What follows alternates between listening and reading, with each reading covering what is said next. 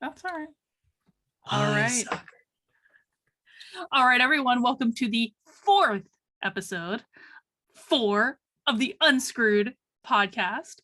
With me, I'm Carlin Borisenko, kb.locals.com, and I also have Truman, Return to Reason, returntoreason.locals.com, right, Truman? You got it. Yeah. Nailed it. And Unscrewed is a podcast about how we unscrew all the problems that we are in right now. We're going to do a little bit of a happier show today, I think. We're going to try. Who knows if we'll end up happy, but we're going to start on a happy note. I'm really going to try. It's kind of one of those things when you're like, when my wife will be like, okay, we're going to go to this place. Like, please don't embarrass me. Or please don't like get in an argument with someone. And I always say, I'll try. I'll try my very best. We can't guarantee it, though, because the world is falling apart. It is literally burning around us at the moment. Yep. But while Afghanistan was burning around us, I went to a Mises Caucus meetup last night. Okay. Let's hear about it. It was awesome. So like in New Hampshire. So real fast. Can you, were you starting to do that? Where you tell people what Mises is, what the Mises Caucus is? Okay. Yes. So the Mises Caucus is, so within the Libertarian Party, there are all sorts of there are caucuses, basically different groups of alliances. And some of the caucuses are serious and some of the caucuses are more fun or just like social clubs. Like apparently there's a pro wrestling caucus within the Libertarian Party. There's a Waffle House caucus. There's like a weight loss caucus where like, or a get fit caucus or something. So there's like fun stuff, but then there's also like serious stuff. They're like subreddits. The Libertarian Party is basically Reddit. Like there's caucuses. Sorry. No, it's so true though, but they really do take this stuff seriously. Like if you go onto like the LNC, so the Libertarian National Committee meetings, and they're all on Zoom, like you can always log in and watch any of their meetings. But you'll always have people doing like public comment and like pitching their caucus, like the pro wrestling caucus. I've heard doing this several times.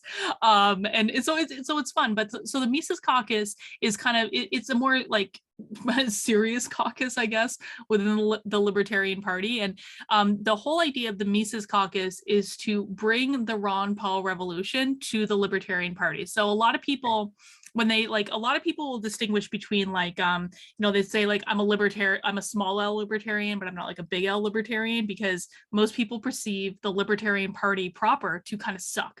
Like, let's be honest, like the Libertarian Party does suck. They do. Definitely can. But the thing that got my attention about the Mises Caucus, and I had heard of them, but it all started with James Lindsay, as it often does. And so last I want to say, it was like in February or something, March, James Lindsay got into a Twitter fight with Nick Sarwark. And Nick Sarwark, and I had no idea who Nick Sarwark was at the time, but come to find out, he was the former chairman of the Libertarian National Party. He was like the top guy in the entire party. He started in this Twitter feud with James Lindsay now, because of course, like I will always have James Lindsay's back. Even though I didn't know who Nick Sarwark was, I just kind of started going at him, probably because I was bored on like a Friday or something, but also because like, you're going after James Lindsay, you're going to probably hear from me.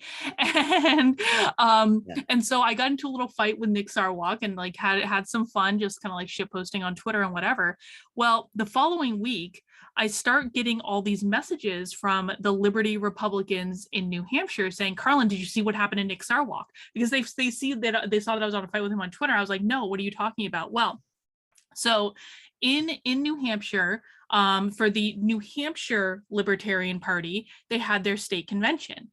And Nick Sarwark, who was the chair of the National Party, was running for state party treasurer in New Hampshire, because he moved here a while ago, I guess. And so he was running for treasurer by himself. There was no one else running for this position. Now, the New Hampshire Libertarian Party, there's like, it basically like, the Mises Caucus members basically have the largest group of numbers in New Hampshire. So whatever the Mises Caucus wants to happen within the New Hampshire Libertarian Party is probably going to happen, simply because they have the numbers. And at the state convention, their numbers, the people that they got to show up to actually vote on different issues, overwhelmed the non-Mises Caucus people, right? So Nick Sarwark's running for state treasurer, and in the Libertarian Party, you have to have none of the above as an option. That's like one of their bylaws. So it was Nick Sarwark and none of the above. Well, the Mises Caucus hated Nick Sarwark so much that none of the above won this vote. That's amazing. So they had no treasurer. They didn't even offer an alternative candidate. No. So here's what had to happen. So Nick Sarwark lost the first vote, apparently had a hissy fit, stormed out of the convention, taking his posse with him. And then they actually changed the bylaws to make it so that so a lot of the libertarian parties, they have like a seasoning requirement where you have to be a member of the party for a certain time before you can run for things or before you can vote on things. This is kind of it's basically so like you can't just get a lot of new people to join the party at the last minute and basically control everything, because the libertarian party is thing. Yep. Exactly. So there's like the seasoning requirement. Well, they changed the bylaws to say that if someone is a lifetime member, they can basically do whatever, but only if they do like pay like the $500 or whatever to become like a lifetime member of the Libertarian Party. Well, this one guy, his name is Sean Brennan. He's awesome. He stepped up on the spot, became a lifetime member of the Libertarian Party, and he's a member of the Mises Caucus, and basically got voted into the treasurer position. And Reason.com later, when they had like, so there's this whole takeover of the New Hampshire Libertarian Party, and Reason.com wrote this big story on it. They called this the Brennan maneuver. They dissected this whole thing. Okay. So anyways, so let's just like to say like, so the Libertarian Party proper and the Mises Caucus, like I basically consider them to be two different things. The Mises Caucus is within the Libertarian Party, but it bears absolutely no resemblance to like the crappy Libertarian Party that we all make fun of, that's like uber woke and has all these horrible people in it. The Mises Caucus is awesome. And that was how I found out about the Mises Caucus, was when Nick Sarwark got noted, all these Liberty Republicans, which Liberty Republican in New Hampshire is basically code for like a libertarian that's registered as a Republican just to like get voted into office. They started messaging me. They were like, did you see what happened? Did you see what happened? I'm like, I have no idea what's going on.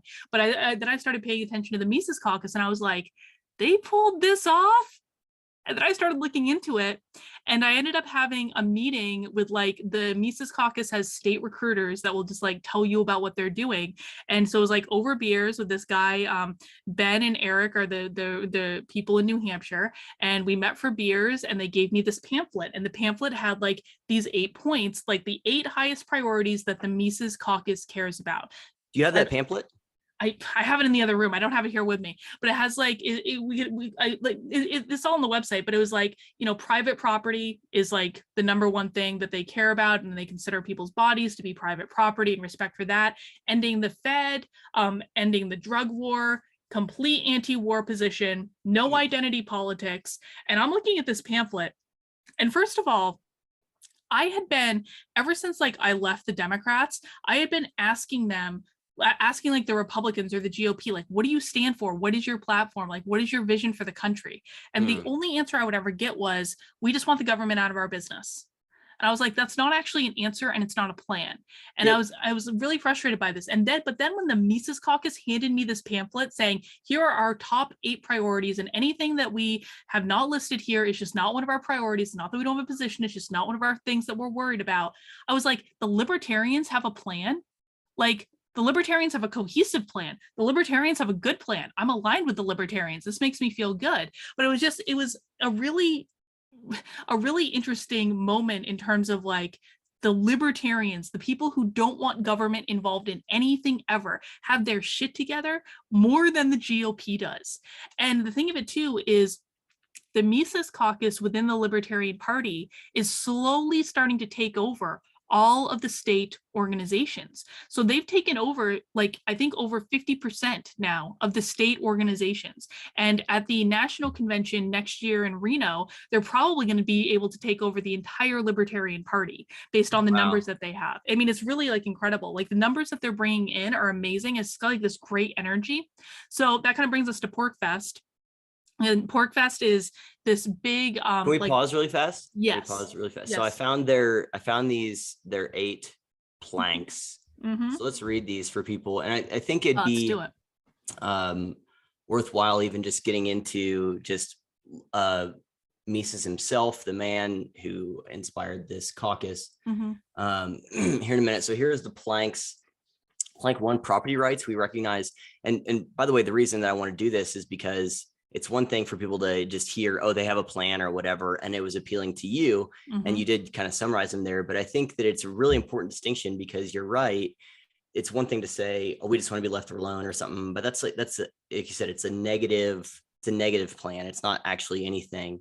And so to have some kind of at least defining principles, like I've mentioned this before, I don't know where all I've said it, but I didn't know I've said it before, that I'm actually a big nerd over, I like vision statements for organizations, because a well-crafted vision statement gives you a very clear like litmus test for what you're doing at any given time, and if you're on mission or if you're off mission.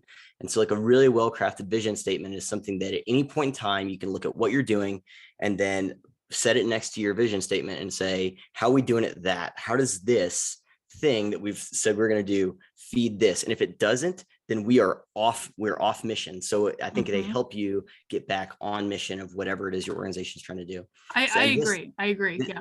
Yeah. And this seems like a really good like list of those kinds of things. So like there's this thing, Nassim Taleb writes about it called via negativa, where it's a way of determining what something is by determining what it isn't in a lot of ways. And so anyway, I think those are all different things to say. I think this is an important list. So plank 1, property rights. We recognize the right to property as natural and self-evident, and advocate private property rights from both an ontological and utilitarian perspective.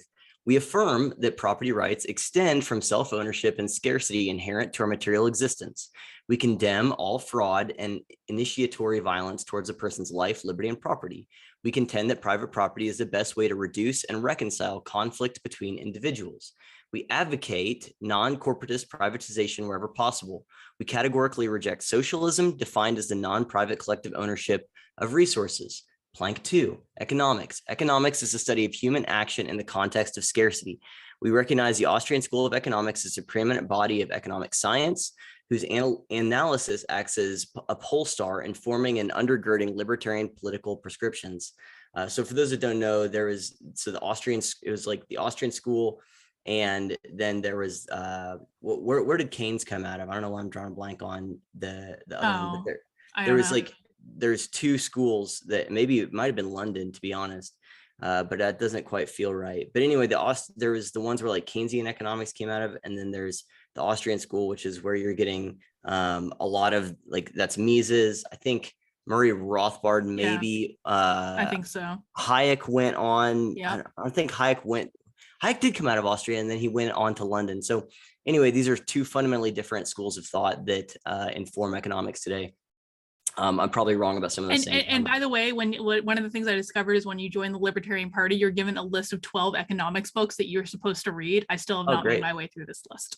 What's the list? It's just like, it's like anatomy of the state and different things like that. I mean, they're like the libertarians. What's interesting to me about the libertarians is like they're general of all the different political organizations that I've been connected to throughout my life, from the Democrats, the GOP, conservatives, MAGA movement, like whatever.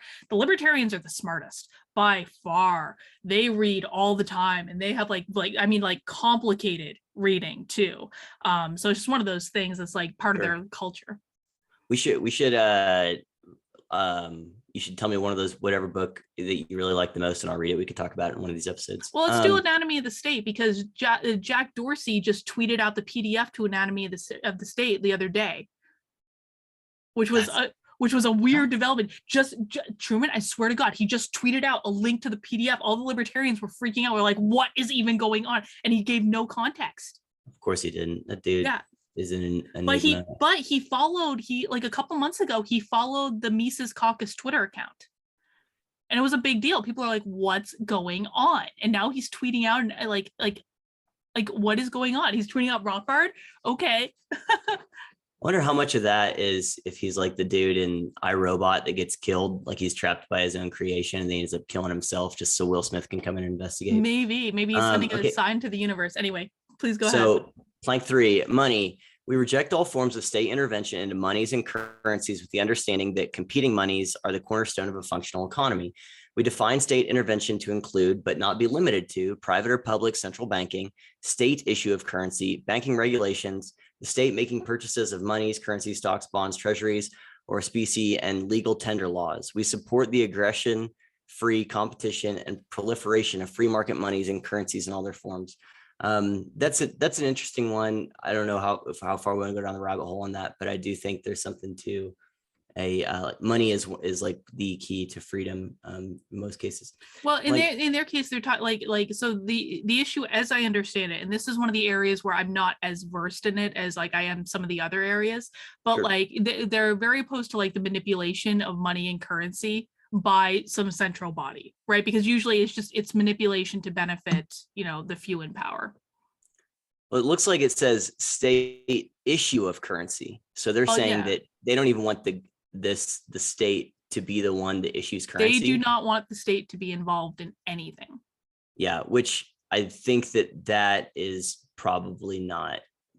I don't agree with that. That's okay. Well, okay, but here's the thing. Here's the thing with a lot of this stuff, and how I feel about it, like I'm not like a full-on anarchist or anything, but Sure. I also think like we've got the left that's gone way off the cliff. Yeah, they're crazy. We've got the conservatives who are the progressives driving the speed limit, to quote Michael Malice. Like they're following along. They're just doing it at a much slower pace. The libertarians are the only thing that we have to pull us back in the other direction.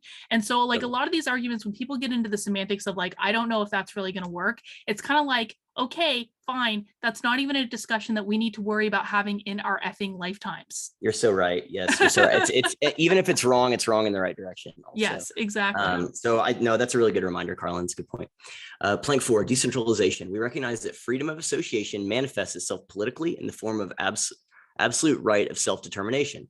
We support decentralization, subsidiary, secession, subsidiarity, secession, nullification, and localism of political units all the way down to the individual as a means of expanding choice and competition and governance for all individuals.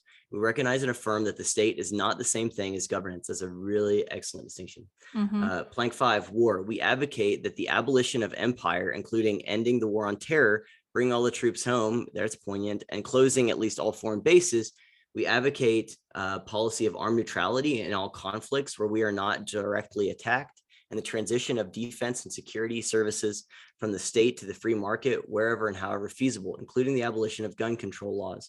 We advocate peace and trade with all, alliances with none. Interesting. We support the precipitous reduction of nuclear arms. We reject non-defensive war against state actors and reject war as a means of pursuing justice against non-state actors.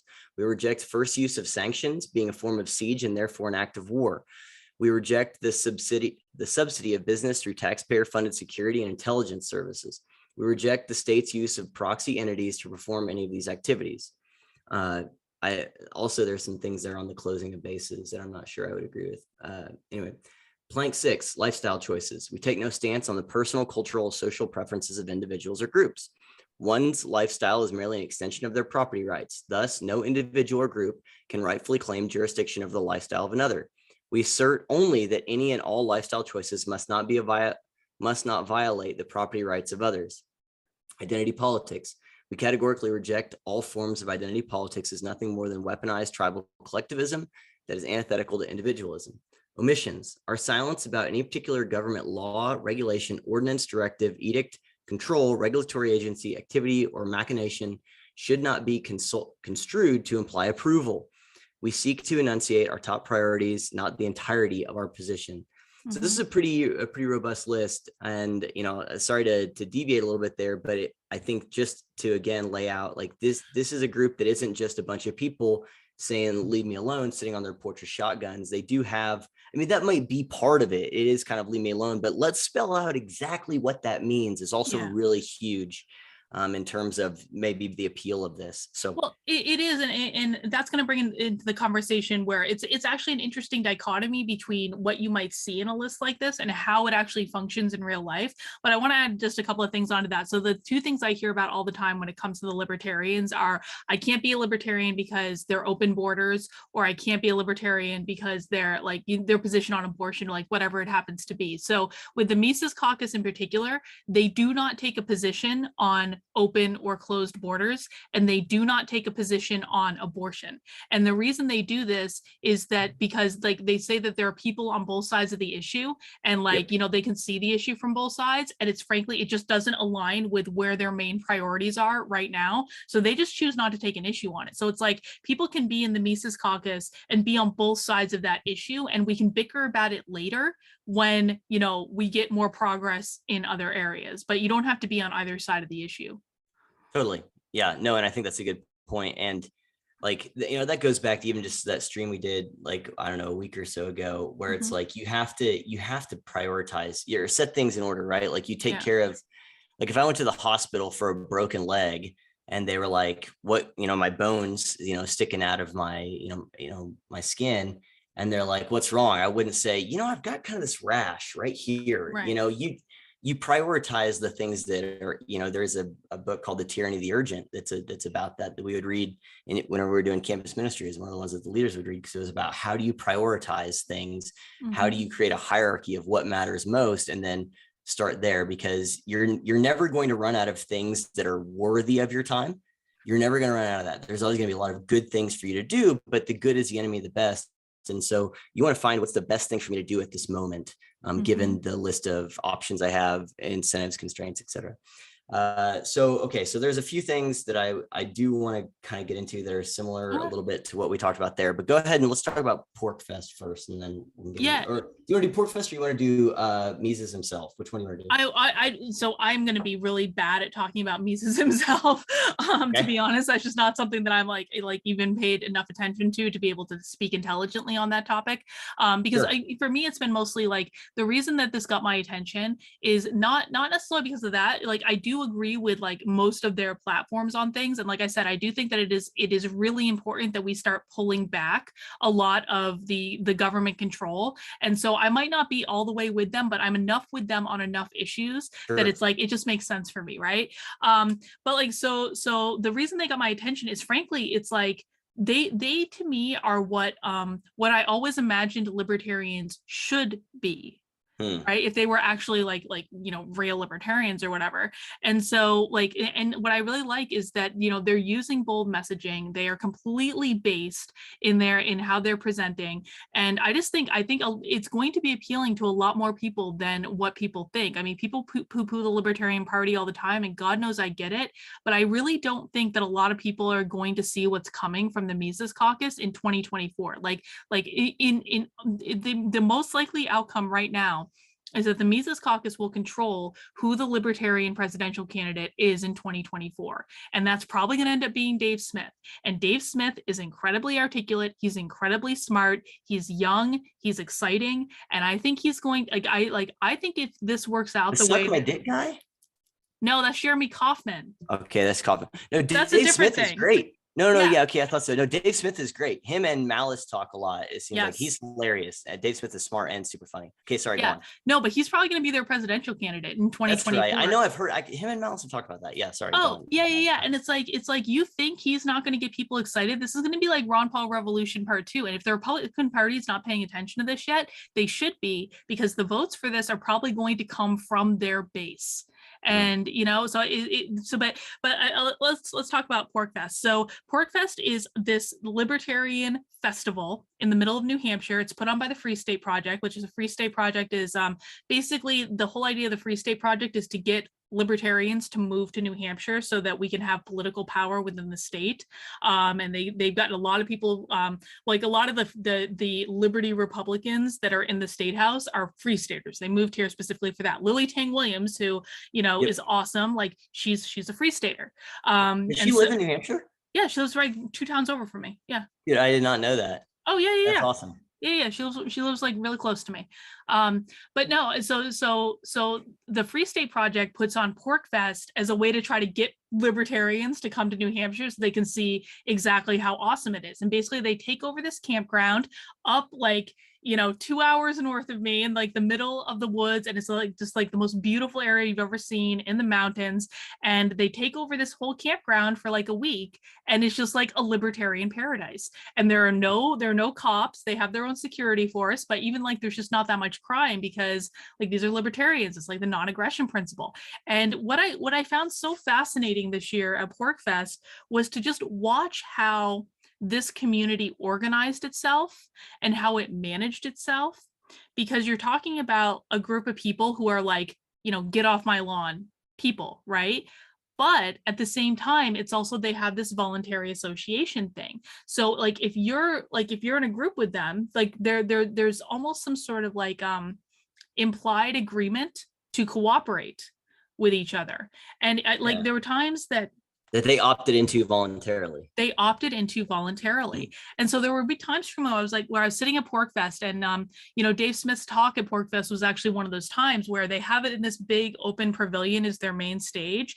And like for the more popular speakers, they have to like, this is going to sound like a small thing, but it just really like epitomizes this entire mindset.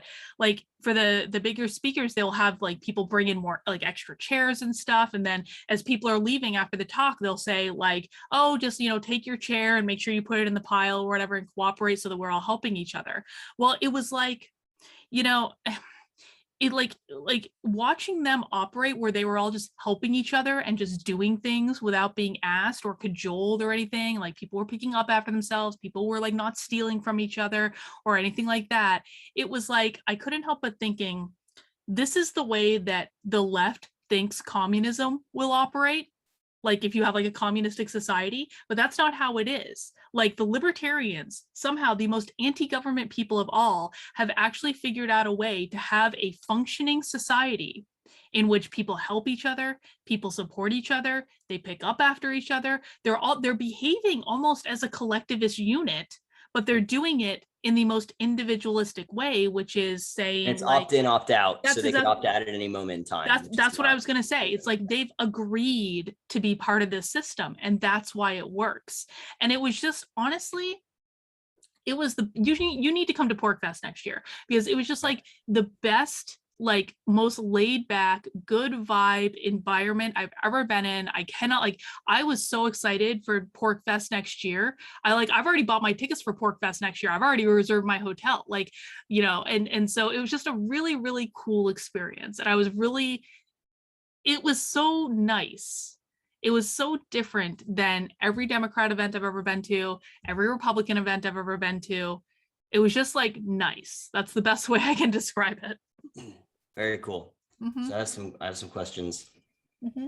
I will say I've heard Malice talk about PorcFest, and he said that and maybe you did this too, I don't know, but he said that he always stays in a hotel. He said it's a bit rural for me, and I'm like, it is very rural. Even the hotels, because I stayed at, I'm not like, you can camp, like it's at a campground. A lot of people do. But like, no, I stayed in a hotel. I'm a camper, man. I mean, I don't know if I told you this, but I've done like real hardcore primitive camping, like build shelters out of like sticks and logs that I cut. And anyway. Yeah. But even the hotels, we're not talking like really nice chain hotels. We're talking like rundown motels. That's the kind of hotel that's around, like AKA every type of hotel that I would stay in or have stayed in. Exactly. Because I am poor. So okay, so let me ask you this question as a thought that I had. So I'm just gonna ask you stuff as it comes on my mind. Yeah. And I had one earlier that I didn't write down because I'm a moron, but we'll see if it comes back to me. So what is their conception of the state? What is the state? Well, without even you, like maybe how do you envision the state? I mean, like the government is how. No. I understand that, yeah. But what is it? What do you mean? So if it's this and they want to reduce it, what's the irreducible minimums of the state under this system? Well, I mean, the minimum is 0. So hold on. Sorry, I'm not asking this question very well. So they don't conceptualize no state, or do they? Oh yeah, there are some that. Well, I mean, it's a spectrum, right? Sure. There are people like that you know, there are some people that do conceptualize no state.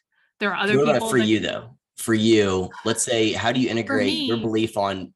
Let's say you have a thing. So again, when I say irreducible minimums, if it's irreducible, you can't reduce it any farther. Yeah. But it's what is the minimum requirement for this thing after you've reduced it as much as you possibly can. You know, so in your mind, where are you at in terms of the state? What's the irreducible minimums of the state in terms of its function, its size, its scope, that stuff? Again, like I need to emphasize that I don't know that I have a specific answer for like, here's how it would work in my idealized reality, simply because I don't think we're going to get there in my lifetime.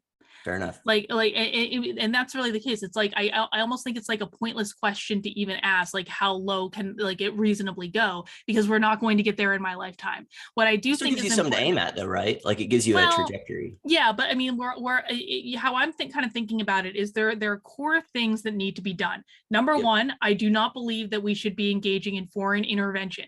Like this whole thing happening in Afghanistan, I'm kind of like, my whole attitude about it is like, so we should never have been there in the first place. We never should have been there in the first place. I'm sorry it sucks. I'm sorry it's awful. It's traumatic for a lot of people. And it's not that I don't have empathy for these people, but we never should have been there in the effing first place. Yeah. Like, so like no foreign wars would be something that I think we need to strive to achieve. Defunding the schools. I do not believe that the government should have a hand in education. I don't believe that the government should have a hand in making healthcare decisions, like frankly, any part of that at all. But so stuff like that, it's like those are the big things that I care about right this second. That feels like one that you've come around. I feel like I've heard you, maybe this is a while ago, talk about how you like the idea of socialized medicine like a while ago. That sounds like something that you might have changed on. I don't know. Well, I don't know about that though, because it's like I was never kind of on board entirely for like Medicare for all. I was like, that sounds like it could be a problem. But at the same time, I was like, my position on it is that I wanted the parties to come together and actually reasonably work together to try to figure out a goddamn solution to make healthcare available to the broadest number of people at the lowest price point. And I kind of thought like, you know, the proper solution probably hasn't been discovered because people are so dug in their camps on either side of the issue.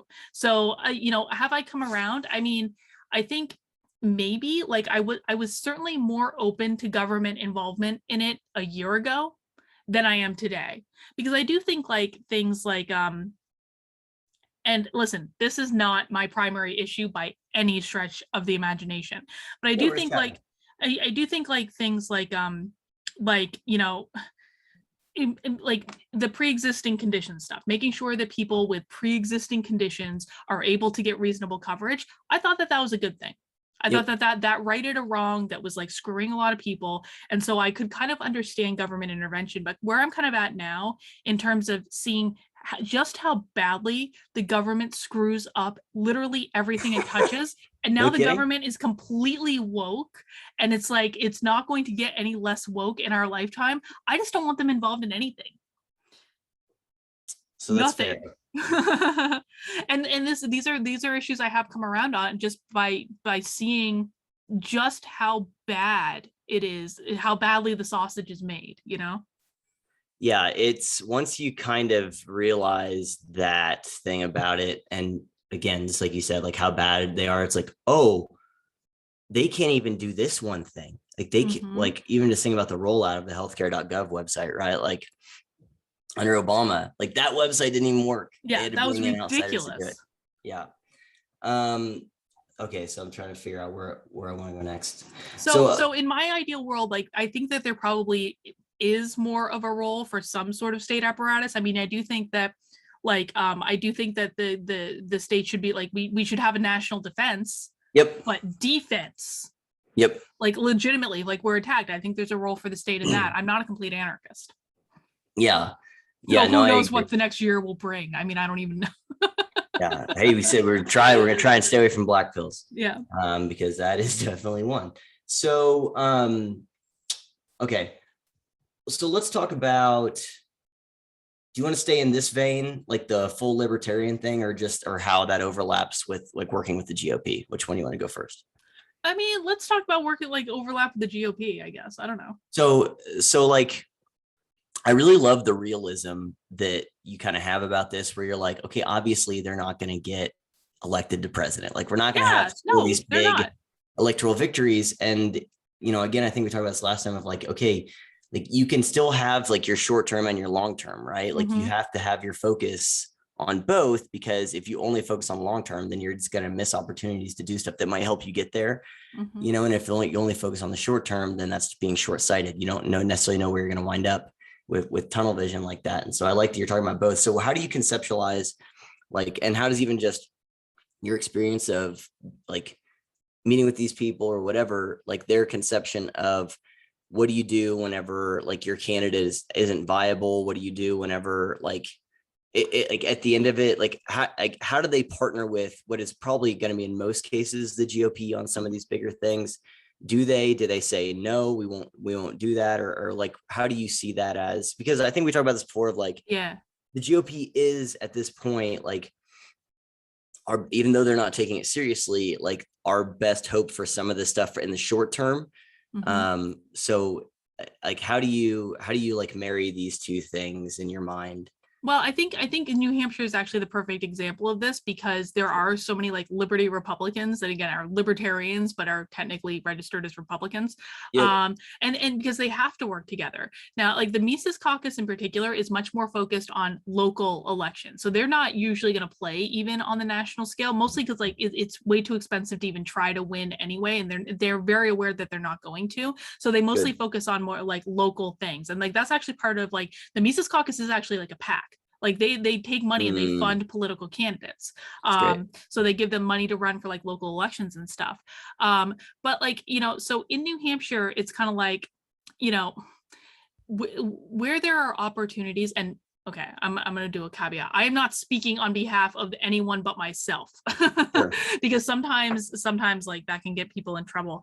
But like it's not like the Libertarians are going to come out and endorse a Republican in New Hampshire, but there are some times where they might just choose not to compete with them. Like, so for example, there is supposedly going to be a really good Liberty candidate running for governor in the next election cycle. So the conversation has been had, like, do we run a candidate for governor? Because we don't really want to compete with him because like we're kind of okay with that whole situation.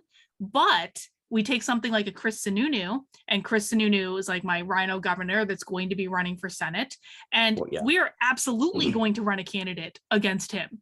And the entire purpose of running a candidate against him is, well, like, okay, like 99% absolutely, because it's not like official yet. But the entire purpose of running a candidate against him is number one, to get ballot access, because we don't have, like, you have to change the goals, right? Like if winning is not the goal that is achievable at this point, you can set a different goal that is like, you're allowed to set different metrics for success. So in the state of New Hampshire, the Libertarians do not have ballot access currently. We need to get 4% of the vote in either the Senate race or the governor's race in order to get ballot access. And so that's one of the goals is the goal is not to win the Senate seat. The goal is to get over 4% of the vote so that we can get ballot access. Our kind of like, you know, secondary goal is frankly to prevent Chris Sununu from winning, because Chris Sununu was like went across any authoritarian boundary that we were comfortable with in terms of the COVID lockdowns and the restrictions and all that. And there's a clip of him that came out like a month and a half ago of him saying libertarians are not welcome in the Republican Party explicitly. Really? Explicitly. That's a direct quote. Libertarians are not welcome in the Republican Party. And so we're like, F you, Chris. Like, is there any context? Like, is there even just a charitable interpretation of what he's saying? It has to do with the Liberty Republicans. It has to do with the Libertarians that are registered as Republicans, because they control enough of the House in New Hampshire where they can be spoilers. They want to be, they can be. And so they're basically like the traditional neocon Republicans are pissed at the Liberty Republicans and having to work with them. So it's actually kind of funny that we're having like the conversation about like how do libertarians work with Republicans. In New Hampshire, the Libertarians, I feel like, are giving a good faith effort to try to work with Republicans. The Republicans are the ones rejecting that. So if they want to screw around, if they don't want libertarians to vote for them, then like, surprise, we don't have to. And so one of the goals of running someone against Chris Sununu would be explicitly to make him lose. And like, again, in New Hampshire, it's going like Chris Sununu will almost certainly get the GOP nomination for Senate. He's going to end up running against Maggie Hassan. We don't really see a lot of difference between the two. Chris Sununu is an absolute rhino. He worked with the Republicans he worked with the Democrats to oppose the anti-CRT bill in New Hampshire. He's an absolute rhino. He deserves to lose. We don't really see a difference. And so part of the platform is going to be like, I mean, literally, we've talked about like having like a tagline that's like, suck my dick, Sununu. Like, and part of the point is to make the point to the Republican Party that you don't get to win without speaking to our issues. Sorry, you don't get our votes without speaking to our issues. And not only will we not be passive about this, we will purposefully go out of our way to sabotage your campaign. Like if you pull this crap. And so with the Sununu Hassan race, it is extremely unlikely that Chris Sununu would win that race by anything more than a couple points. It's going to be an extremely close race. So what if we can pull 2% away from him? He loses.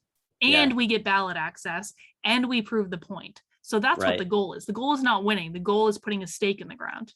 Totally. And I think that that's smart because it's also that place, or that goes along with like the long-term strategic aspect to this. And I think that that's something, I know we've talked about this before, of just like where the right can learn from the left on a lot of these things, where it's like the left knows how to coalition, you know, among the progressive crazies and the establishment when they need to, but the progressives especially know how. I mean, you're seeing this with the infrastructure bill, which I hope doesn't get passed anyway, but where there is some of them who are saying, well, the infrastructure bill got passed.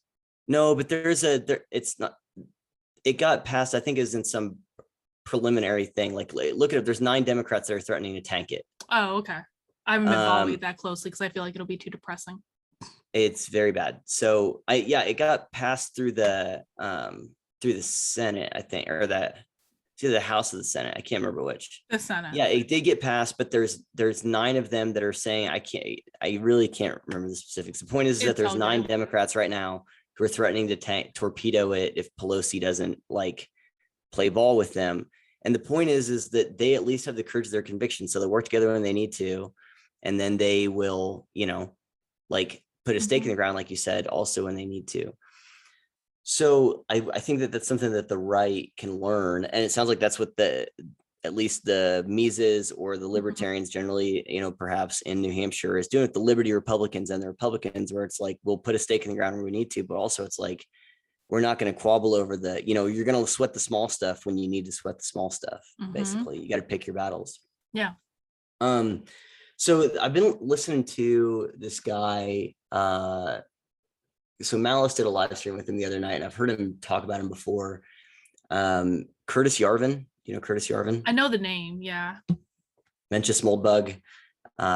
They say he's like the father of the alt, or the godfather of the alt-right, and also other stuff. There's a lot of, it seems to be some misinformation about him. Although I'm not familiar with, I guess he had this blog called like No Reservation or Unreserved or Unreservations. I don't know, something like that. By the way, real quick, sorry, before you get into this, have you seen Malice tweeting about Afghanistan? Yo. I think the only thing I saw was he said something about at least people can leave their homes in Afghanistan or something like that. Oh, no. Oh my God, Truman. Malice has been on absolute fire. And it's like, even some of the stuff I'm like, oh, that he's tweeting from his account. It's insane. Let me bring it up real quick. Sure. This might actually get us banned off Twitter for me even saying that, or not Twitter, but whatever platform we post this on. Hang on. This is just like, it's too good. It's too good. And like, I'm not like always the biggest fan of Malice's shit posts, but it's just like, oh my God. Hang on. Sure. Oh my God. Hang on. Feels like back in the day when you would pull up YouTube videos for people and you're really excited to show them, and then it starts like buffering. I know. Or it stops in the middle and it starts buffering. It's like, F me, F my life. Oh, he's been tweeting way too much.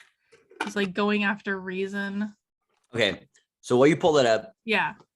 So Yarvin, because I wanted to get your take on. So this is the guy who, did you find it? I did. Okay. Go for it.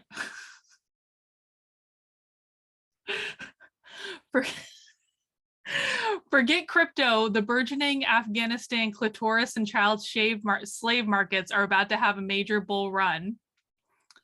He retweeted the U.S. Embassy Kabul account, and he says, "Can I buy a wife there now?" Exactly. So let's talk about that. The Taliban has successfully put a stop to the targeting of African Americans by the police in their country. The Taliban takeover of Afghanistan is a mostly peaceful protest. So this is good trolling because he's pointing out exactly the failures of this stuff. Sorry, go on. Yep. I've been insisted that we're in the best timeline, but there's a timeline where Mayor Pete is president, and let's just say things are really awkward with the Taliban. Oh my gosh. The Taliban is less of a threat to America than the Yale faculty. That's true. That's a fact. That's a fact.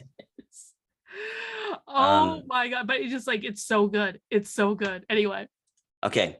So Yarvin, that's amazing. That's, by the way, I'll just quickly say that's an example of effective trolling where it gets a reaction, but then you have to think about what your reaction is and what it's based on. And all of his points are, we didn't make things better. We only made things worse. Things are about to get way worse. And then you have to ask, why is that? Right. And so the why is that is it's get off Twitter. I know. CNN. How Donald Trump's exit from the White House led to Afghanistan's biggest gender wage gap in history. Sure. The Taliban variant is having a devastating effects on Afghanistan. Projections show there will be no elderly or obese people left by the end of the year. Oh my God. Okay. Anyway, okay. I promise I'm not looking anywhere. I promise. It's just so good.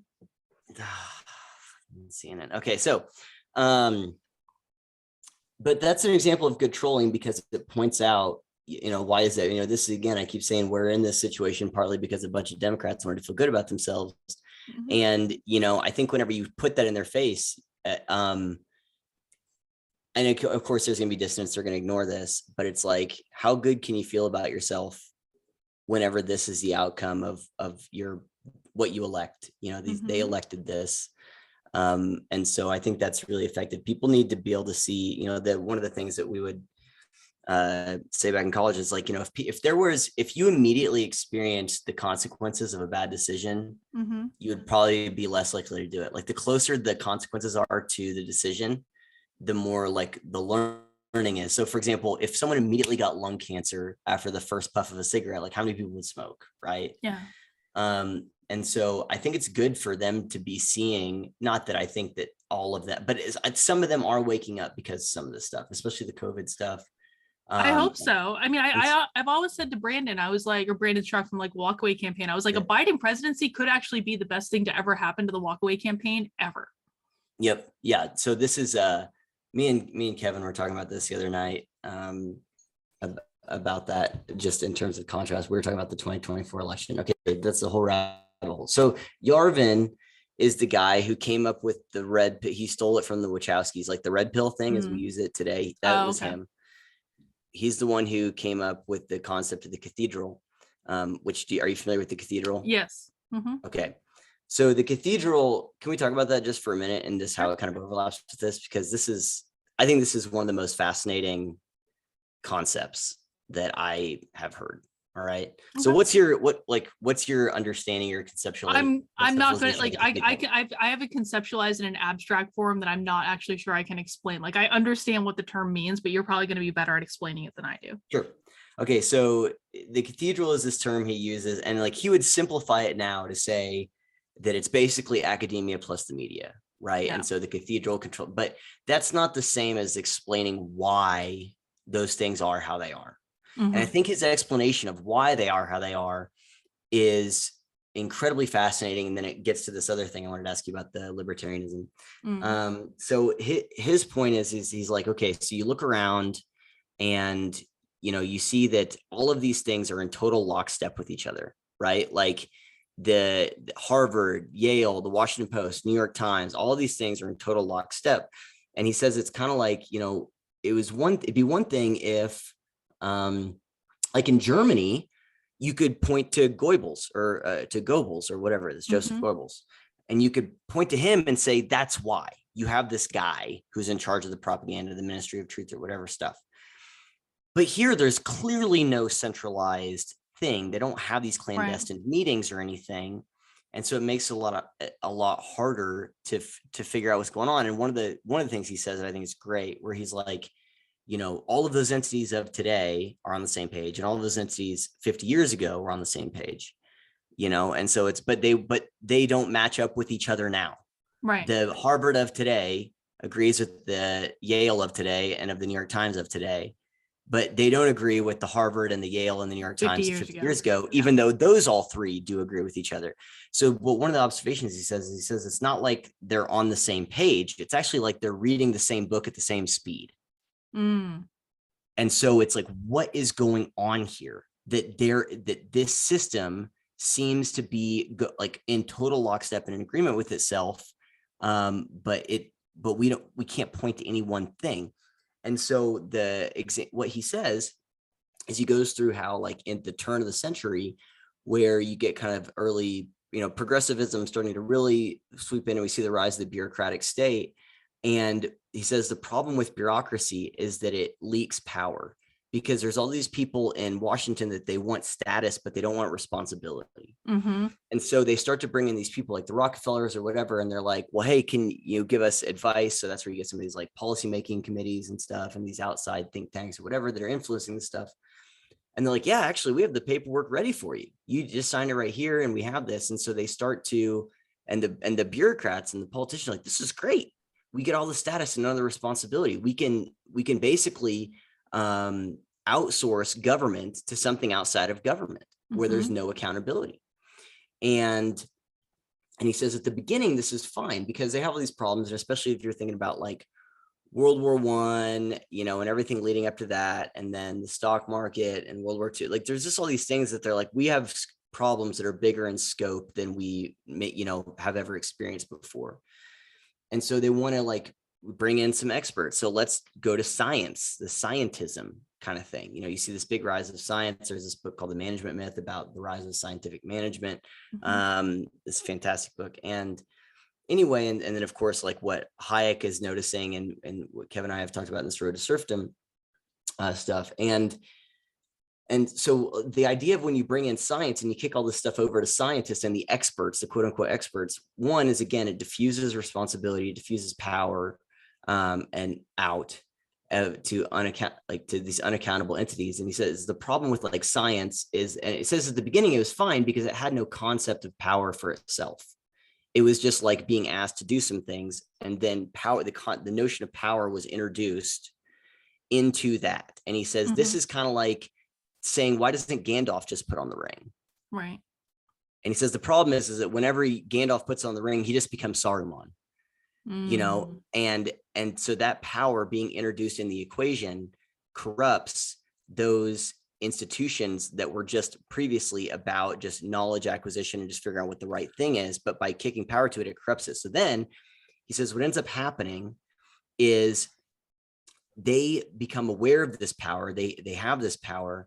And then you get into this kind of evolutionary system where it self-selects ideas that are about power, where it has a selection process. So he talks about like dominant and recessive ideas. Like, so if you think about this, just even in genetic terms, right?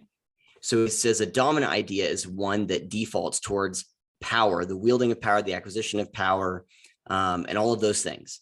And recessive are ones where it's like, maybe we shouldn't do anything, or maybe we should stop doing a thing.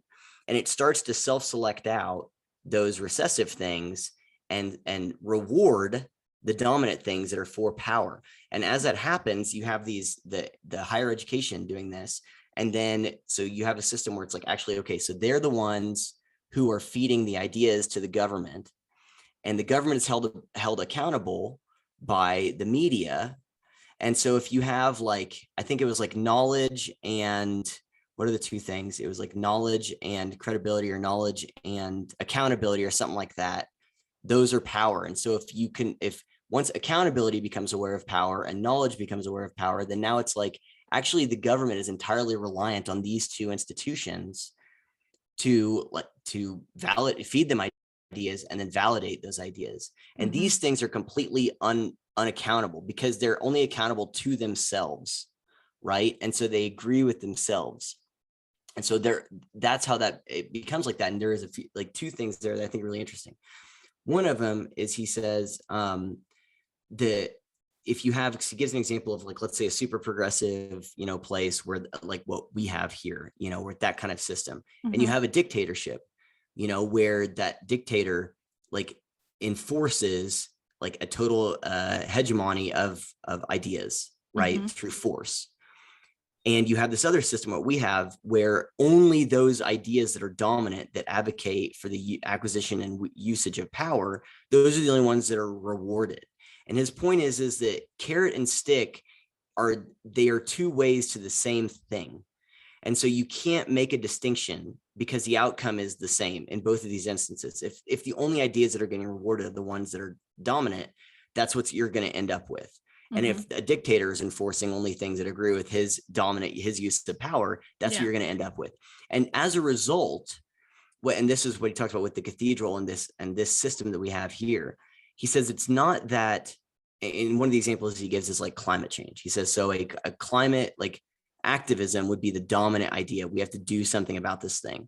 Whereas, he uses the term denial, but we can use that term. It's probably not the right term, but which is the recessive one of like, maybe we shouldn't do this, or maybe we shouldn't do as much. Right. And he says it's always only going to select for the dominant thing. He's like, well, is it any wonder that a bunch of climate scientists agree that climate science is important, that their job is important? Like, of course they're going to do that. And his point is that it's not that we actually don't know which one of those things is right. The dominant thing actually might be the right course of action. But the problem is that this system can't tell us what is true and what is correct, right? Okay. If it only ever favors the dominant thing, it can't. So it's not like once we realize it, then it must be the recessive thing. It's just that we can't know based on this system.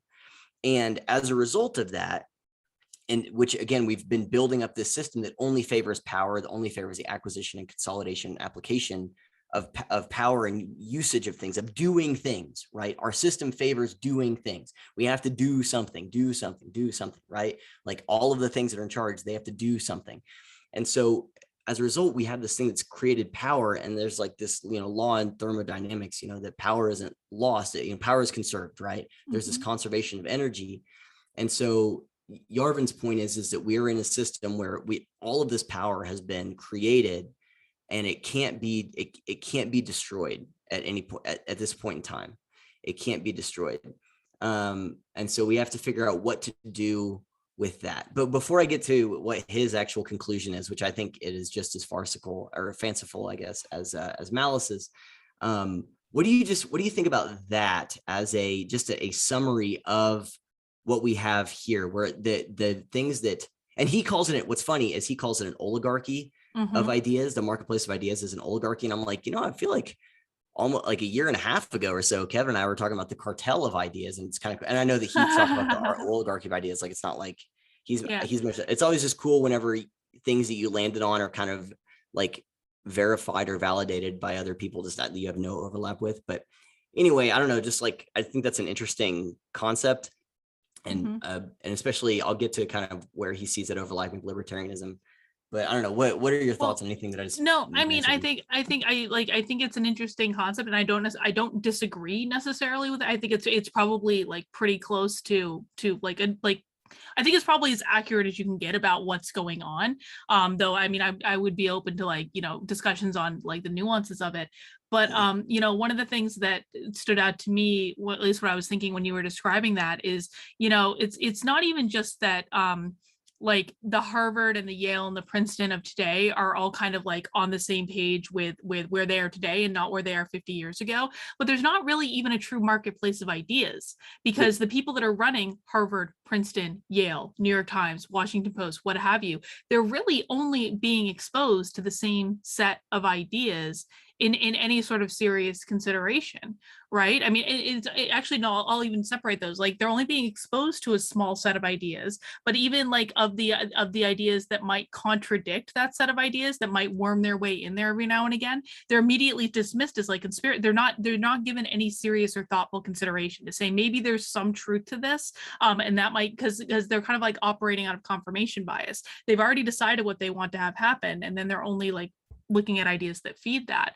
And that almost makes like, I mean, is it fair to say that the goal of this thing is simply to be constantly reinforcing this thing in terms of what's going to keep it in the power position? Do I have that? Is that like a really easy way of summing that up? Absolutely. It will only ever take action. It's become a hermetically sealed, like, corrupted hierarchy where everything it does, whatever it was originally created to do, once they introduced power into the equation, that's Gandalf putting on the ring. Once they introduce power into the equation, then it corrupts it, where now instead of, I mean, this is kind of what theory does, right? Where it's like, you're not making widgets, you're doing theory. You're not teaching, you're doing theory. You're not doing church, you're doing theory. You're not having a knitting group, you're doing theory. And so once you introduce this thing to it, it becomes where it starts to actually only self-select out, like you said, things that affirm it, agree with it, and make it more powerful. And that includes, and that also makes it where the only criticisms are things that push it further in that direction of power, where it's always, you're not doing enough. The criticism is you didn't do enough. Right. That's what it becomes. So it self-selects out, where it will only take those dominant ideas and the people advocating for them, as opposed to the people who are like, maybe we shouldn't do that, or we're doing too much. And that's why like 95% of faculty at any university are going to be out of one political perspective. Yeah. So there's this interest, and like one of the things that I think, well, there's a couple things there, but the idea that that's an insurmountable kind of thing, right? Because it's one of those things where it's like, you sound crazy. And when he talks about how, like, well, back in the day, if we got all knowledge and all of this stuff from like one thing, like the Catholic Church or something, you could go, well, yeah, but that thing's corrupt. But now, since you have all of these institutions that are all in lockstep, it's like law of averages tells you, well, they can't all be wrong, right? Like, it's funny. He even gives the example. He's like, this is what people who grew up listening to NPR think. They're like, okay, but they can't all be wrong. And I'm like, that's so funny. Like, that's me, and that's my dad. And so, but it's like, but what if they are? What if they are corrupted? And what if they are wrong? And have they all been wrong in the past? When you're in this system too, you're not even allowed to consider that possibility. Totally. Yeah. And you'll be self-selected out. Yeah. So you will be removed from whatever it is that's gaining your ideas, and you as an entity in there that represents like a unit of energy in one direction or the other, you will be removed. So only individuals that represent energy that will move it again into that consolidation application of power. I mean, this is the definition of hegemony, right? Like, even just thinking about, and I know we talked about this last time, so I'm not even trying to get into specifics, but just the reality of it is, we have everything that everything that creates knowledge, accepted ideas about truth and reality, are all on the same page in terms of like, they're mandating vaccines and stuff for their employees, right? And then you have the same thing for all the places that disseminate knowledge. So that's your Facebook, your Google, your Twitter, CNN, New York Times, Washington Post, all of those things. And then you have the enforcement of that, like the power that's wielded to enforce whatever the application of that knowledge is the government, is all in lockstep, right? So they're mandating this stuff for their employees. And so then the question is like, okay, but what happens if they're wrong? If any part of that is wrong, I'm not even saying they are, but the question, the thought experiment is would we even know? Right. And because they're like, we don't have to, we literally control the creation of information, the dissemination of information, the enforcement of that information. So it's like, we would not know. Anyway, so again, we're not even allowed to question it. I mean, like Rand Paul got banned from YouTube for a week for saying something that was outside of the accepted narrative. Exactly. And there's this other thing where it's like, I don't know if did you see the thing about this is a different thing, but where they upgraded like the terror threats, and it's like, we don't even actually have any specific threats. We're just worried. And that includes misinformation about COVID stuff. I don't know if you saw the thing where I posted where it's like, New York Times literally called antibodies natural immunity misinformation. You have CVS pharmacy with promoted, so these are advertisements on Twitter of WebMD saying myths and misinformation about COVID. And literally one of those things was natural immunity. And they had a whole nother thing about herd immunity. And they talk about like, yeah, people just have a certain percentage of the population has to have immunity. And then all they talk about is vaccines. And like, this is the best way to do it. It's just and it's like, that is hegemony. And that is like, that's what they all agree on. And the part that is getting like where the rubber's meeting the road is where the government, as the enforcement of the accepted knowledge, is now like, I mean, that's a shot across the bow, in my opinion, for them to be saying this is a terror alert. And this is what I said months and months and months ago about how it's going to be COVID and it's going to be January 6th, and they will marry the two. They will marry the two. And this is them marrying the two. And they have, because they've gone out of their way to conflate Trump supporters with the unvaccinated. Yeah, despite it, and they're like doing this minorities and stuff, and they're doing this as Afghanistan is like falling. Yep. And through how just like piss poorly this entire thing was managed by the military, because the military has gone so woke, they are not capable of doing their job anymore. But I do think it's gonna maybe if we can steer it back to maybe a white pill moment. I do think the rubber is going to meet the road with this, because first of all, they're memory holding so much stuff about the vaccine, and this wasn't even that long ago. Right? We're talking about like their memory holding stuff that happened like a couple of months ago. Forget like even last year, just a couple of months ago. People are like, and people have been paying close attention to this, and especially the people who are really scared of this virus have been paying. They've been doing their work, right? They've been doing the work. They've been paying attention to what the government's been saying, and even some of them are like, that you changed the story.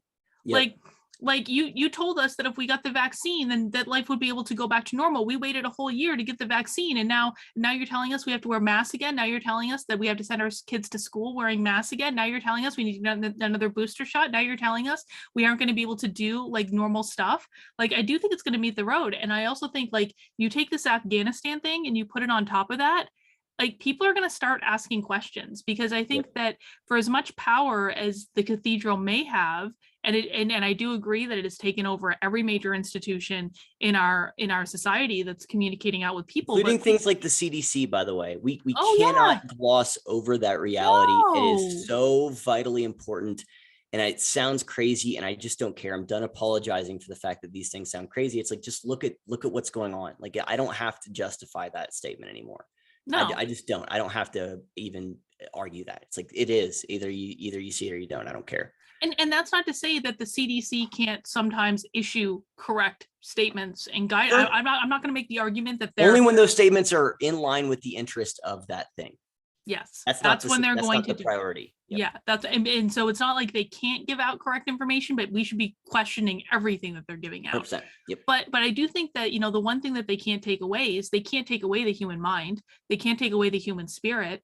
And I think when people start seeing protests all over the world for these lockdowns, when they start seeing that the media is changing their story on a dime, that we can put two stories like right next to each other that are told, a couple months apart, and they're saying completely contradictory things. And I do think that more and more people are going to start waking up to this. And again, especially with what's going on in Afghanistan. I mean, I couldn't help but think today, Truman, I was protesting the war in Afghanistan in college. Yep. When I was a Democrat, that was a Democrat position, was to be opposed to the war in Afghanistan. Like, there was no reason for us to go into Afghanistan. It wasn't in college. Like, they didn't do it then. They offered to turn Osama bin Laden over to us then, and we said no because we were idiots. Like, we were protesting this in college. And so for people looking at it today to say, why should we continue to do that? And like seeing what a debacle this withdrawal has been, I think it's going to start to wake people up, or at least get them to start questioning. And maybe even the goal isn't to wake people up at first, but just to get them to ask the question, like, what is really going on here? And did you see the Joe Biden press conference clip from a couple months ago? Mm-mm. Oh, dude. Well, is this the one where he was saying that he bears no responsibility? He did say that, but he also said it is very unlikely that the Taliban is going to take over Afghanistan. Yep. And he said there's not going to be any airlift from the embassy in Afghanistan like there was in Saigon. And of course, like, both of those things have now happened. And there's also a clip from Truman. There is a clip from the press conference and this is probably not going to get as widely circulated, but the press conference at the Pentagon 2 days ago, in which they said that Afghanistan is not going to fall to the Taliban in any swift fashion. That was 2 days ago. Yeah. And so people are going to see this stuff. And at some point they're going to start going. Maybe they will. I don't know. I mean, it is a fair question. Like, are we even going to be allowed to post clips of the Biden press conference from a couple of months ago onto Facebook? I don't know. Yeah. Well, and even with that, how much reach is there? Because then it's like, how segmented are we where people are even still friends with people that they disagree with, but the point is that it's there. Or frankly, and I'm gonna ding the right on this, like how, if you have posted like crazy conspiracy theories for months to the point where you've turned off all of your friends because you're posting nonsense, exactly right. And then all of a sudden you post something real, you can't expect to be believed. They ain't gonna watch it. No, I think that's an excellent point. I totally agree with you 100%. So yeah, so like there's this, so I've got a buddy who I've a few buddies who are on the West Coast. And this is funny, around the election, I was like, you guys got to get out of there. One of them's in San Francisco, one of them's in Washington. And I said, you got to get out of there, man. You got to get out of there. Both of them. Like you got actually there's 2 in Washington. And I told them, like, they're like, well, everything's here. I'm like, no, you're acting like you're pot committed, like in poker. Like, no, you gotta go. And they act like I was a crazy person. One of them literally texted me today and said, give me the lowdown on your town in Wyoming. And he said, we're looking at maybe even going to Fayetteville. The point is they're leaving in 2 months. They're leaving California. The other one is saying, I'm going to have to either, if I can't get some type of exemption, the other one works at Boeing. And the third one I haven't talked to in a long time, but the third one basically built like a compound and where he's like, yeah, come and get it, guys. With like seriously like perimeter fences and everything, but he's a wildcat. But the other one was like, if it comes between them mandating this for me at Boeing or me leaving, I'm going to leave. And like I said, the first one who works at a hospital, he's like, we're getting out of here. They're going to avoid our religious exemptions, and we're not going to do this. And so we're going to leave. We're not going to be forced to take this vaccine. And so this is happening. Like you said, people are noticing it. They're waking up and they're seeing it.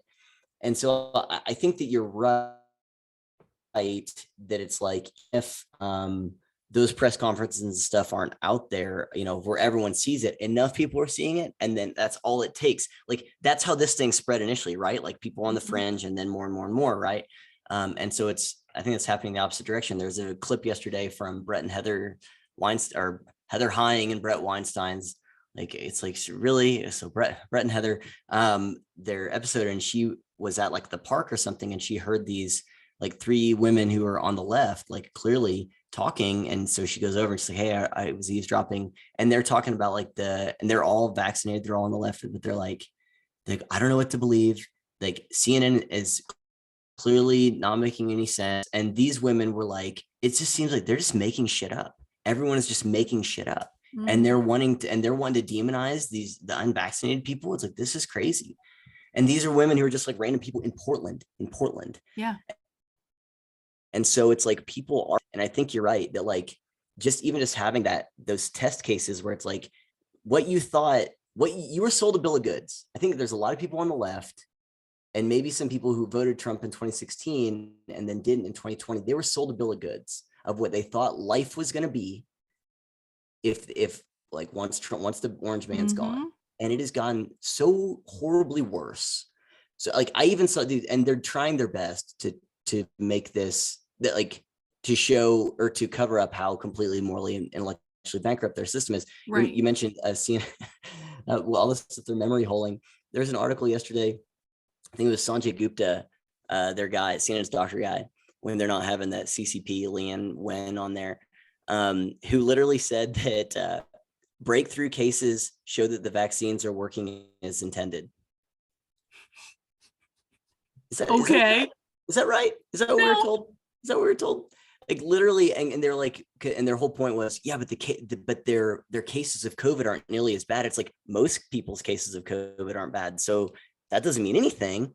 And this idea, and they got into it, and where at least they did kind of honestly break down some of the science, where they're like, the vaccine was never intended to especially destroy the viral load in the mouth and in the throat. It was only in the lungs. And the fact that people are having mild cases and it is attacking it in the lungs shows that this is working. And it's like, okay, but if they're still shedding just as much of the viral load in their throat, nose, mouth, and everything, and they can spread it to people, then that's not, no one was under the impression. That's not a vaccine. Not a single person was under the impression that if we got the vaccine, we would still be transmitting this stuff to each other. Not one, not a single, not one. No one thought that, or at least no regular person was under the impression of that, right? Like there might have been some scientists like, yeah, this is going to happen, but but people are starting to wake up to that, I think. And so I guess that to piggyback off of what you just said there, can I tell you what Yarvin's what he thinks is the final stage of libertarianism is? Oh, sure. Back to that. He calls it a accountable monarchy. An accountable monarchy. Literally monarchy. And his point is, who's the king? So what he says is, because power will only be conserved, it's not going to be destroyed. We have all this power and we have to have a thing like, and he's like, Lenin had it right when he said the point wasn't and isn't to take over the system. The point is to shatter the system. And so when you shatter it, you have to have something waiting in the wings to collect that power, because it's not going to be destroyed. It can only be like transferred and diffused to other places. And so his point about monarchy, and this is where he gets into, like, by the way, I agree with everything up to that point. But his point is that he gives these examples of times whenever we had monarchies that actually did stuff and monarchies that didn't. And he uses the metaphor of like companies are basically monarchies, where you have a CEO and that CEO or the president of the company can decide whatever direction the company is going to go in. They can decide that. But that person is held accountable by the board of directors. And the board of directors doesn't have any say in what the president decides. They're not there to do, they're just there to kind of approve or disapprove or whatever. And to represent the shareholders in some way. And so his point is that we have, you said your car was created by a monarchy, your computer was created by a monarchy, and all these other things. And so his point is that we want a monarch that would probably come out of the like people who are not originally part of the cathedral, so that where power was never part of whatever it was that they were doing. And then he says then it would be a dynasty. You want a dynasty where it's a family monarchy, like by lineage, but that it's an accountable monarchy. He says all the times when monarchy went off the rails is when it was an unaccountable monarchy.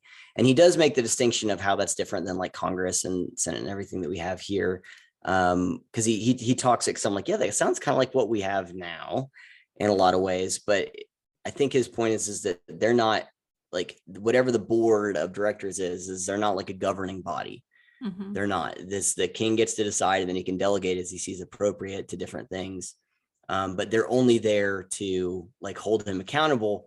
But then again, he doesn't really get into, okay, well, who controls the military? Because what if the king says no and just beheads everyone, And so he doesn't have like a really good, and then like, Michael Malice will give the example of anarchy, where it's like, you go to the store and I can't steal stuff and they can tell me to leave. Like that's an anarchist relationship, where I agree to submit to Marshall's rules when I go in there. I'm going to go into this dressing room, not that dressing room. And, I think that Yarvin's example of businesses, and just like Mal's example of businesses, even though the specifics are different, I'm like, okay, but you can't compare what you think our government will look like based on a system that only exists within the context of our current system. Right. Like it exists within a certain set of parameters that exert influence and support and incentives and constraints on those things. So we can't know what this would look like without that, it is my point. So anyway, but I thought that was funny where he says that the final form of libertarianism, because here's the last thing. He's like, he says, you want to be invisible to government. You want them to not care. And that's where he's like, a government that doesn't care what you think, you are the freest in that system, is that they don't care. And that's the other argument he makes, is that if they have absolute control, They don't really care what you think, you know, as long as you, ideally, if it's not a corrupted thing, which again, this gets into stuff about human nature and whatever, but so he's like, if they don't care what you think because they don't see you as a threat, then you're free to do and think whatever it is you want to do and think. And I'm like, okay, I get what you're saying. It's like, you're free until you aren't. But anyway, but that's kind of where he goes with that. And I think that there is something to that, where if someone doesn't care what you think, then you're free to think and do whatever you want. But again, I'm not sure that system is the one to facilitate that. But I think it's at least an interesting thought experiment. No, I mean, I think, you know, I guess I can kind of wrap my head around where he's going with that. I mean, if I think about the structure of the Libertarian Party, which, I mean, if we're talking about like, what is like, how does a libertarian society function? I think it's, you know, useful to look at like, how does this system actually function right now? I mean, they do have like executive committees. The state party has an executive committee, the LNC, the national committee, like there are elections, people get elected to those, they make decisions, they drive the direction, and people like, I mean, the people that are in the party consent to that on some level. So I guess I can kind of see that, but I think, you know, my understanding, and again, like I'm much more, I don't envision myself ever being one of those people that like, you know, gets into deep discussions about libertarian philosophy, mostly because like for some of the reasons that I've already stated, which is I don't think it's actually even relevant in like a real world question, and like it's not going to be relevant in our lifetimes. But also because I'm just, like I try to, as much as I can, like boil things down to like the simplest possible statements, and sometimes those simplest statements aren't necessarily encompassing of all the nuance, but that's just how my mind works. I want to get it down to like really brass tacks, like what is like someone who's not going to pay attention need to know about this in the real world.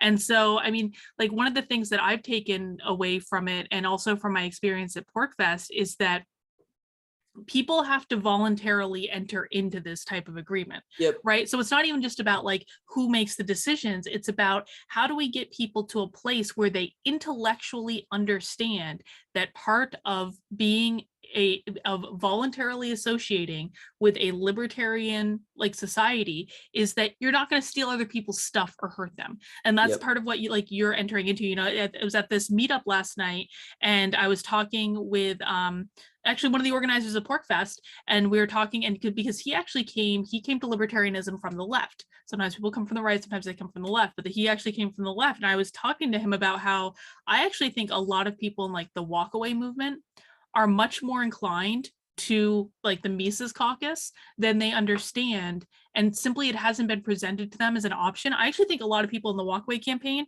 are probably more aligned philosophically with the Mises Caucus than they are with the GOP, or than they are with the conservative movement. But most conservatives probably are generally, if you think, it would be my guess, to be honest. I think, I mean, a lot of conservatives call themselves conservatarians, and you can always tell the difference between like someone who considers themselves to be a conservatarian and like a religious conservative, right? Those are two extremely different people. But so we were having this. I'll also disagree with that, because I'm a very religious person, but I do not want that legislated on you. But are you talking about a religious conservative, someone who does want to legislate? Like the people that are trying to legislate different aspects. Like you can be religious and also understand that we have a First Amendment in this country, and that you shouldn't be forcing. I don't want my faith to be forced on anyone. Not at all. Yeah. And so sorry for interrupting. No, that's okay. So we were having this conversation about the walkaway movement, and he asked me this really pointed question. He said, okay, so they might philosophically align with us, but do they understand that they can't come in and control other people? And I was like, and I think for the most part, I think that many of them do. But that is a distinction, right? There is a difference between saying, I want people to leave me alone, and really understanding that, okay, you can have people leave you alone, but you also can't control what they say and do. And I think this is where, I mean, like the religious fundamentalists on the right, they miss the mark, because they will say every day, like, I don't want the government infringing on my religion, and they'll talk about the war on Christmas, and they'll talk about how, like, you know, there are all these like hardships of being a Christian in this country, which I don't really understand. I'm not a Christian. I also think Christianity is like the dominant religion. So really, like, how hard could it be? But like, they don't understand that in order for them to truly be left alone to practice whatever faith they want to practice or do whatever they want to do, they need to leave other people alone too. Those are two different things. Yeah. Yeah. I mean, I think that, I mean, my guess is, I mean, we can get into it or not as much as you do or don't want to do, but, you know, I think a lot of people think of like the abortion issue as like, that's like the main one. Now, I think that previously it wasn't that. It was like rap music and video games and and all this other stuff. And I think that that is exactly like anti-sodomy laws, right? Like this is crazy, stupid. It's like so delegitimizing of their like of their position. or like outlawing porn or things like that. Yep, Or, that's another example. Yep, totally agree. And I think that I would make the distinction that because the most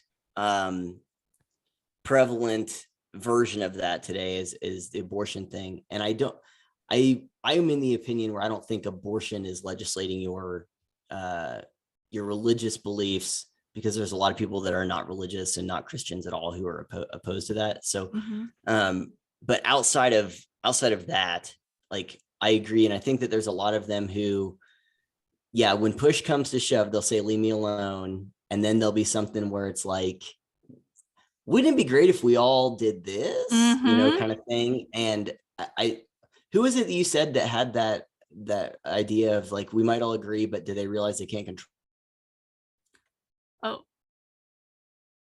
people, no, or they can't tell? Hang on, you just froze real quick. What was that? You just froze real quick. Can you say that again? You said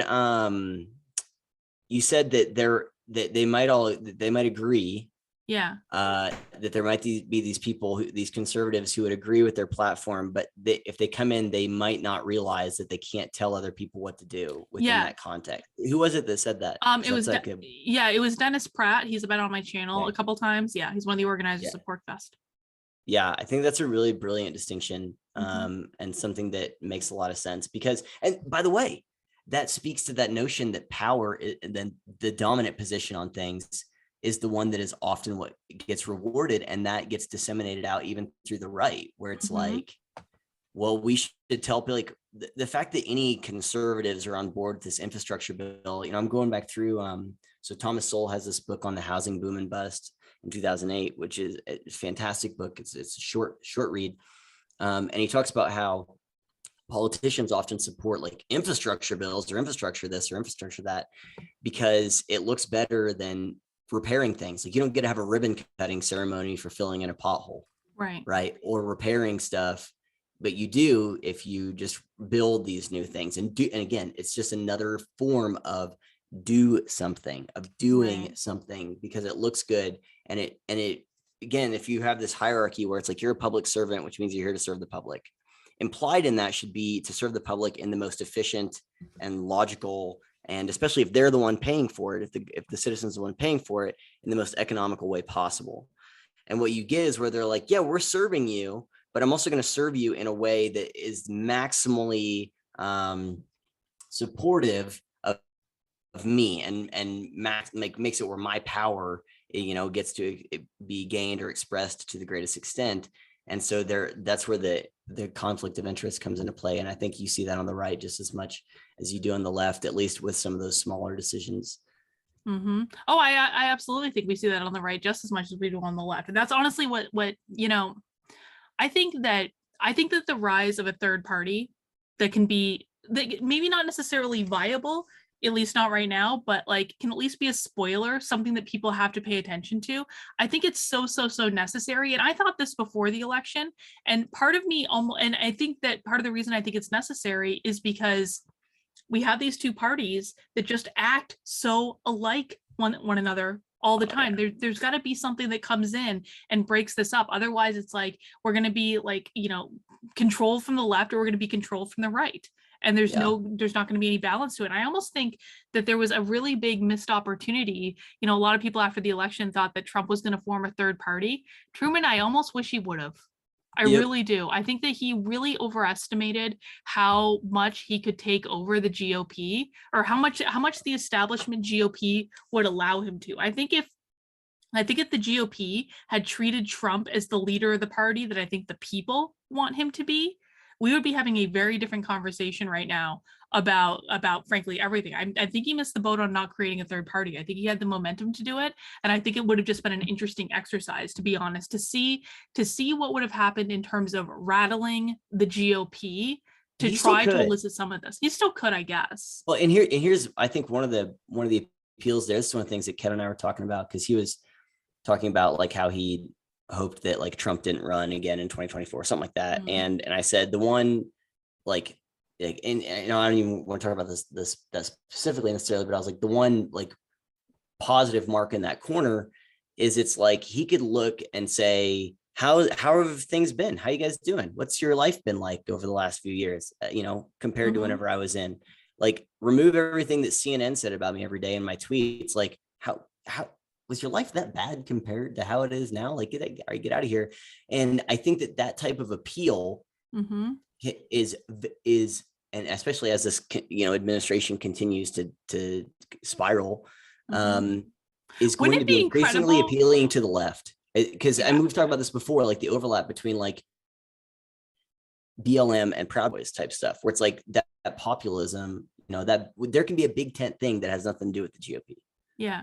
Wouldn't it be incredible if Trump actually like, so I have mixed feelings about whether or not I want him to run in 2024, even though like I will admit that I think that it would create a shit show circus that would be really entertaining for a couple of years. It'd be amazing. It'd be amazing. It would be amazing. But like, wouldn't it be incredible if Trump literally just did like a very bare bones commercial where he said he didn't talk in like the Trump voice or whatever. Like he was just like a normal person, and he kind of said like, you know, you like, how is your life now compared to what it was? How are things going, guys? Doing pretty good. How are gas prices? Yeah. How's the Middle East going? How's inflation? Yeah. How's inflation? How's the Middle East going? Yeah. How is that? Yeah. How's COVID? Are those vaccines working all right? Like, what do you think? And he just asked those questions, and that was all. No sales pitch, just like, how are things? Let's have a talk. I mean, that was the question. I think was it Reagan that asked that question? Is your life better or worse than it was 4 years ago? Yeah. And that was the thing. So I think that there's an appeal there. You know, here's a question. How much do you think, because I mean, we were in agreement. I've heard Deb talk about this and I don't remember who she was quoting. There was a guy she talked to who considers himself like a public education abolitionist. But where it's like, how much do you think that, you know, in terms of like these things that are waking people up, that as people see this impact in their schools and in their jobs, that's going to be a thing that increasingly, because I mean, we talked about this before in terms of impact of this stuff on the 2022 midterms, but like, do you see those as opportunities for the libertarian like party, or even just libertarian perspective, to try and bring people over to like, the police aren't enforcing laws. A lot of the places, the laws that they are enforcing are totalitarian. These schools do not have your child's best interest in mind. They are not educating your kid. Like, do you see that there's like at least some opportunity, some fertile ground for that to gain at least some kind of momentum, or just the idea of, like you said, questioning, gaining some steam going into these midterms? I do, but I think the reality is that like there's not going to be a big difference until the Mises Caucus takes over the Libertarian Party, which I do believe will happen at the National Convention in 2022. So I mean, it very well could. Like right now, the challenge with all of this is that the Libertarian Party still sucks. It's still controlled by like these woke idiots that just are completely devoid of any principles. They it's just like they're like, a lot of them are. How big is Mises nationally? I don't know the exact numbers, but I don't think it's an exaggeration to say that anyone that's come into the Libertarian Party in the last year or so has been brought in by the Mises Caucus. They're not coming in to support the old regime. They're coming in, and this is honestly part of why I ended up joining the Libertarian Party, like officially, because within the like my vote doesn't make a difference. Like it doesn't matter. It doesn't matter if I'm like a registered Republican in New Hampshire or whatever. Like my vote does not make a difference in that regard. Within the Libertarian Party, which you have to be a member of to vote at like the state and the national levels, my vote actually does make a difference. If I'm like, we're having like a regional like convention in, I think it's next week or the week after, in New Hampshire, for like the southern New Hampshire region to elect our own executive board and stuff. In that sense, my vote absolutely does matter in support of the Mises Caucus. Like it is a very important number. And so, I mean, I think that if they're able to take over the party in 2022, which again, I do think they will do, we're going to start seeing a lot more bold messaging come out of the Libertarian Party. It's going to be a lot more cohesive. And frankly, it's going to end up being a lot more libertarian. And, you know, I mean, every piece of, like, the Libertarians sucked on the lockdowns. They sucked on the mandates. They suck at all of this stuff right now, but that's going to change. What was their perspective on those things? Well, they were like, you know, I don't even know. To be honest, I mean, isn't it sad that I cannot say that the libertarian perspective for sure is that they are against lockdowns and mandates. I should be able to say that. That's like not, that's a gimme. It should be just like, yeah, of course they're opposed to that. Yeah, but they've spent more time in their LNC meetings just doing internal bickering and targeting people they don't like to remove them from the board. Like that's what they spent their time doing. And so it's like, do I know what I technically think they're against it. They've sent a couple tweets recently that express that they're against it, but they're not doing any bold messaging strategy around it. But if you get like the Mises Caucus person in as the LNC chair, you get more representation on the LNC. They take over the social media accounts. Dave Smith runs for president. Michael Malice maybe like runs the Twitter account, who knows what's going to happen. Like, I think you're going to start seeing a lot more bold messaging. And I think that that's the thing that's going to start to get people excited. And again, are they going to win any elections? No, probably not, but that's not the point. The point is to move the Overton window. Like the New Hampshire Libertarian Party has gotten in trouble for our tweets recently. You may have heard. But like part of the point of the tweets is to move the Overton window. That's what the goal is. And so are people mad at some of the tweets? Well, sure, but that's part of the point. They're supposed to be mad. If they weren't mad, then that would mean that we weren't doing the job of trying to move the Overton window. Yeah. And there's something to be said, you know, just a thought I just had of like, how many, like if you were to take now, so it's August 15th, compared to, let's say, August 15th of 2020, or even like January 15th of 2020. Or 2021.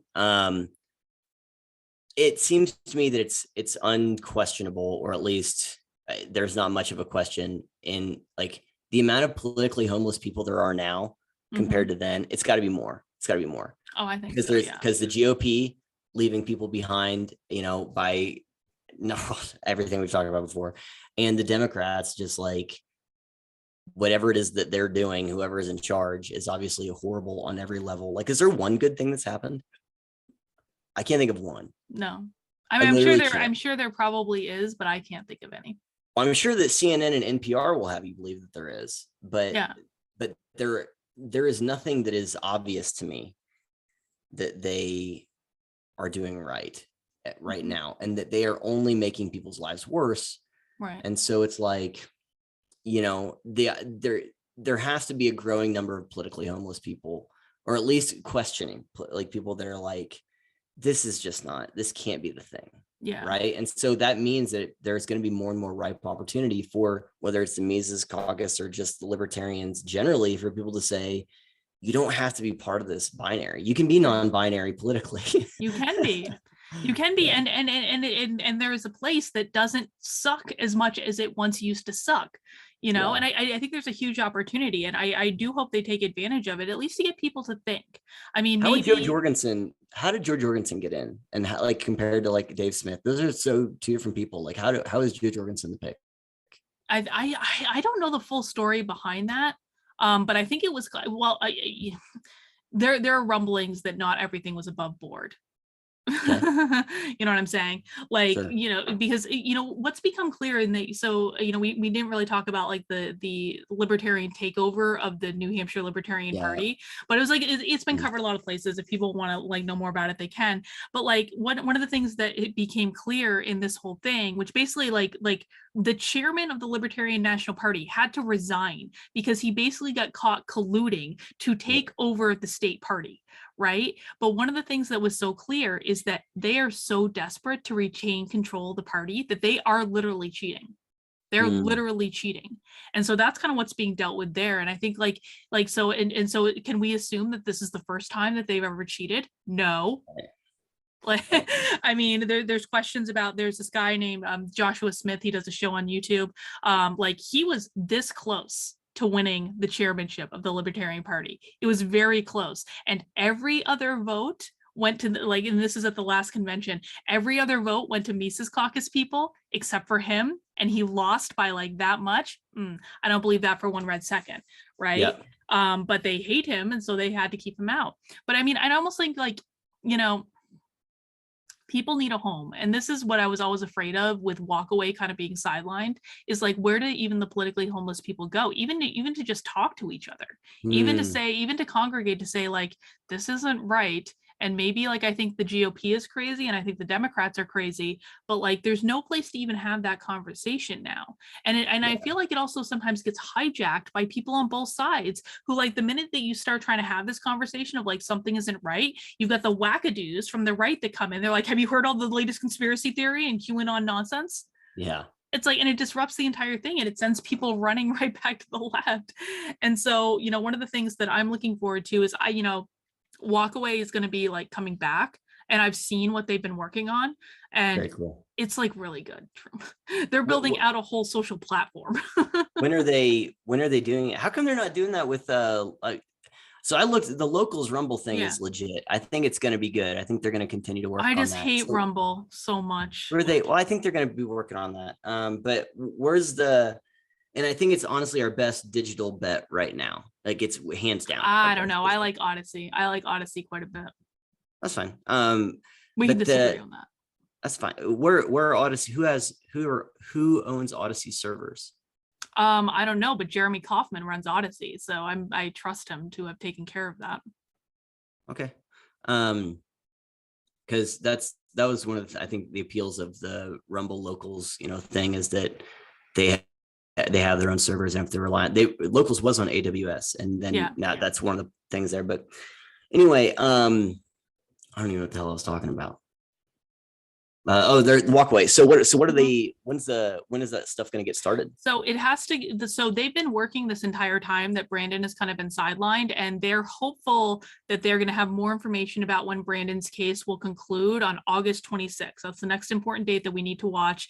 August 26th. It may not be done by then, but they're pretty hopeful that it will be pretty much done. Is there a place to follow his case and just the details of it? Yeah. So you can go. Like, the best thing to do is just go to his website, brandonstruck.com, and sign up for his email list, because they send out updates and things, but he also does live streams every now and again, so he'll provide information that way. But that's the one they should be looking for. And like Walkaway can't do anything until that is done, and then the minute that that's done, like they're going, and there's going to be 11 days from now. That's like, you said 26, right? So it could legitimately be pretty soon, unless they screw around again, because they've already gotten the government's already gotten 2 extensions. So we'll cross our fingers, but they're ready to go. I mean, I've seen what they're building. I've seen bits and pieces of it. I haven't seen the whole thing, but I know that they're building out a social platform for people that is uncancelable. They rebuilt all their payment. They rebuilt payment processors, so that's going to be uncancelable. They have built out an entire advocacy network.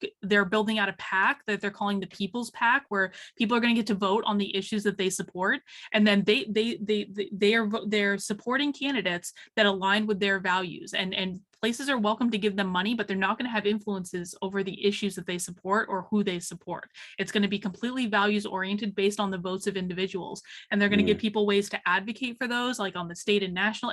It's really impressive what they've done, and I think that I'm hopeful that, like, the social network that they're building out, because I think it's going to look exactly like Facebook, essentially, because that's just like what Brandon likes. But like, I think it's going to give people a place to congregate again, at least that are leaving the left. And I don't know, that's the thing that worries me the most, is I don't think people have, like, where do you even meet people who are politically homeless? There's no politically homeless like camp or like commune or anything like that. I mean, I think that's probably why I gravitated to the libertarians, because I was like, where do I even meet people that don't buy into this like 2-party paradigm? Oh, the libertarians. And I happen to live in New Hampshire, and they're right over there, and they're having a meetup. You know, there have to be ways, at least politically. I mean, I know that they're like, like that's been Bridget Fettis's thing for a long time of just like, she says, I run the politically homeless shelter. Yeah. But that's something that's like, it's more like social, like of just like, that thing, and not really the political aspect of it, which it seems kind of more like what you're talking about of like, if you still need to have governance, which I really liked, the what they talked about in that Mises thing. There's a difference between governance and the state. That's a very important distinction, but you still need to have some kind of governance. Yeah. And so I think to have a place for people who feel totally alienated from both these parties, which I know I do, I know that you do. And so to have that is really good. So what's to kind of like bring it to a close, what are some of the things that what else is on your mind? Are you feeling hopeful? Are you feeling encouraged, discouraged?